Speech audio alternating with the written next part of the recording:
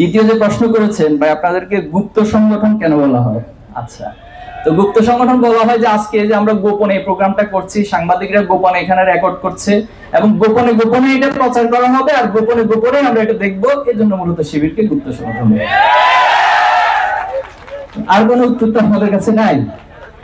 যারা আমাদেরকে গুপ্ত বলে, যদি গত 1 বছরের কাজগুলোকে আপনি 2টা স্লাইডে এখানে দেখান যে যারা গুপ্ত বলে তাদের কার্যক্রমের লিস্ট আর যাদেরকে গুপ্ত বলা হয় তাদের কার্যক্রমের লিস্ট, তাহলে আপনি এখানেই উত্তরটা পেয়ে যাবেন। এখন কেন বলে? বলার কারণ হচ্ছে আসলে তারা কোনো কর্মসূচি পায় না। আমাদের সেক্রেটারি জেনারেল মাঝখানে একটা বক্তব্য বলছিলেন যে আপনারা যদি কর্মসূচি না পান আমাদেরকে বলেন, আমরা আপনাদের কর্মসূচি লিখে দিই, তৈরি করে দিই, ডিজাইন করে দিই, তারপরে অহেতুক কাজ নিয়ে থাকবেন না। ছাত্র দলের একজন ভাই জগন্নাথ বিশ্ববিদ্যালয়ে তিনি একটা হত্যাকাণ্ডের শিকার হয়েছেন। আমরা শোক প্রকাশ করছি, দুঃখ প্রকাশ করছি, কিন্তু এটা নিঃসন্দেহে বাংলাদেশে কখনোই কাম্য নয় এই ধরনের হত্যাকাণ্ডগুলো।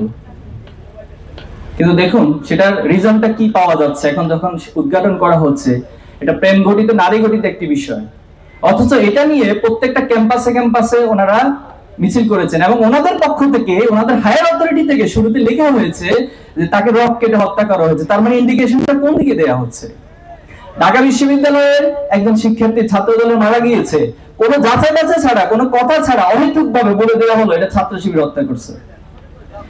আর ছাত্র দলের কেন্দ্রীয় সভাপতি তো মিডিয়ার সামনে সরাসরি প্রকাশ্যে বলেছেন, যখন একটা প্রশ্ন করা হলো যে ভাই এটা কি বলবো, বলছে শিবিরের উপর দায় দিয়ে দাও। এই হলো বাংলাদেশের রাজনীতি। আমরা এই রাজনীতিগুলোর একেবারে পরিসমাপ্তি চাই। আমরা চাই যে প্রত্যেকেই তার নিজস্ব এজেন্ডা নিয়ে, নিজস্ব কার্যক্রম নিয়ে শিক্ষার্থীদের কাছে তুলে ধরুক।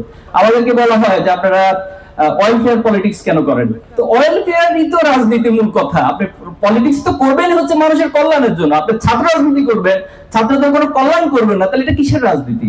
রাজনীতি কি শুধুমাত্র আমার পকেটে টাকা ভারী করার জন্য, চাঁদাবাজি করার জন্য, আমি টেন্ডারবাজি করবো, এটার জন্য রাজনীতি? রাজনীতি মানেই তো হচ্ছে ছাত্রদের কল্যাণে আপনি কাজ করবেন।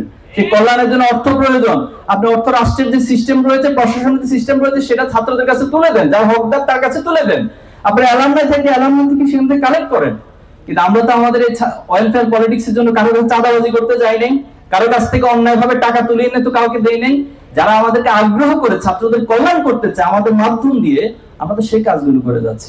এজন্য যারা আমাদেরকে গুপ্ত বলে, আমরা মুচকি হাসি ছাড়া আসলে কোনো উত্তর এটার জন্য নাই।